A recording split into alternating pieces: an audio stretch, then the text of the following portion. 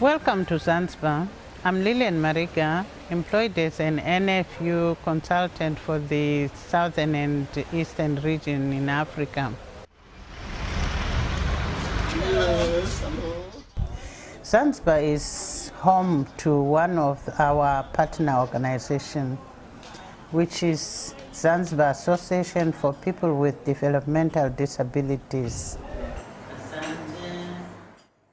Since 2000, I've been working with the association on organizational development, advocacy and lobbying, on rights, and on promoting the inclusion of people with disabilities within Zanzibar. The chairperson of the Association of ZAPDD is Mr. Obeid Fabian Hofi. Our organization started in 1999 with 23 members. Today we have nearly 1,200 members in 57 branches throughout the two islands of Zanzibar, Unguja and Pemba. That you're growing from strength to strength. Now you have more members. Around 200 of our members are youth with developmental disabilities. The rest are mostly parents.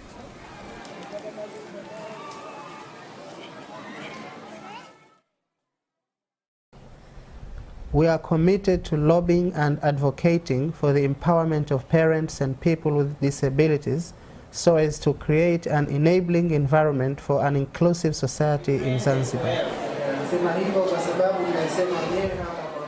is your role as a parent organization to fight for the rights of people with developmental disabilities. We have been able to employ 2 coordinators as well as 4 support staff.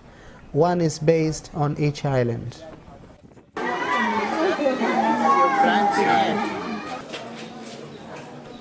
When there are more than 20 families in an area who have a child or a young person with disabilities, we call a meeting and tell them about ZAPDD, its mission and objectives. We encourage them to form a local branch, electing a chairperson, secretary and treasurer. The local branch activities include recruiting more members, dissemination of information about disability rights and inclusion. My name is Hija Borhan Idi. I am chairperson of ZAPDD branch. In my area, we don't have inclusive education. Our branch must try to convince teachers to accept children with disabilities. My own child has not been accepted yet. 2 schools have turned him away. The branches create awareness at a local level on the needs of people with disabilities and their inclusion in society. They are ready to go outside and inform people around our school about what is inclusive education. And they ask them to bring their children to our school to participate with the others which are already here. Meetings are held with local chiefs and government leaders.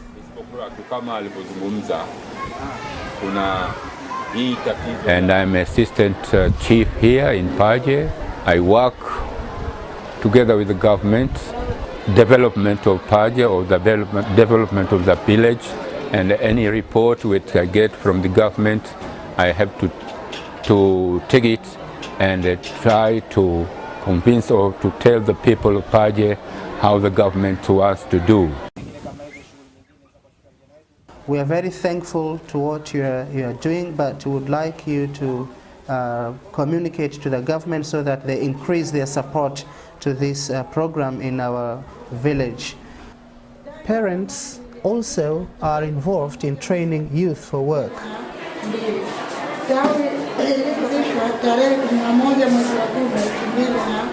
we have started a youth program. We are making thatching materials for roofs and also making brooms for sweeping. We are selling them to the local community.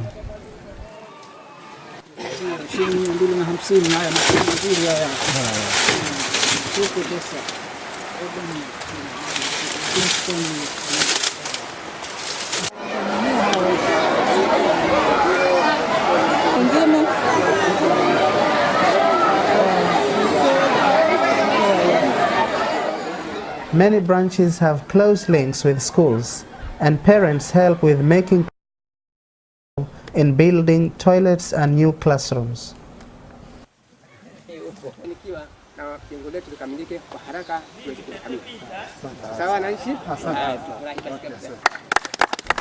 The branches elect their representatives at a regional level, which in turn elect the members of the National Executive Committee. It is responsible for making the rules and regulations of the association according to the Constitution.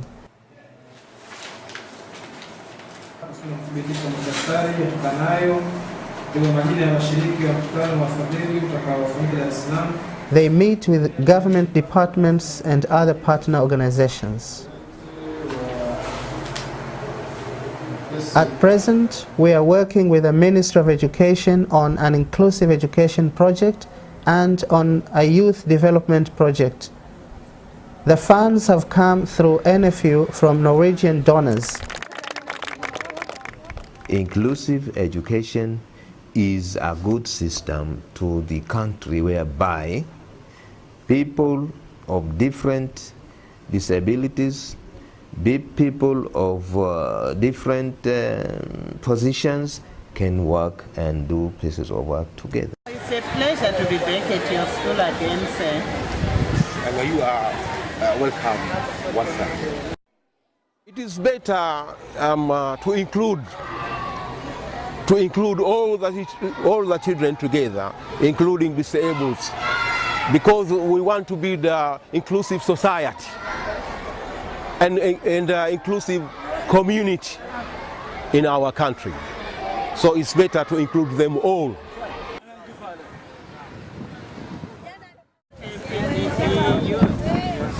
How is it going? We also want to promote self-advocacy and assist the youth to become active members in ZAPDD branches. The association has made great progress in organizational development, in advocating for education, and in working in partnership with government. I'd like to thank, on behalf of the Ministry of Education and Vocational Training, NFU, ODW, ZAPDD for their support in achieving this goal of having our children with disabilities in schools. We also appreciate the cooperation of ministry, the cooperation of ZAPDD. In that, working here was a pleasure and it was easy. Now it's a matter of improving the education that is delivered to them.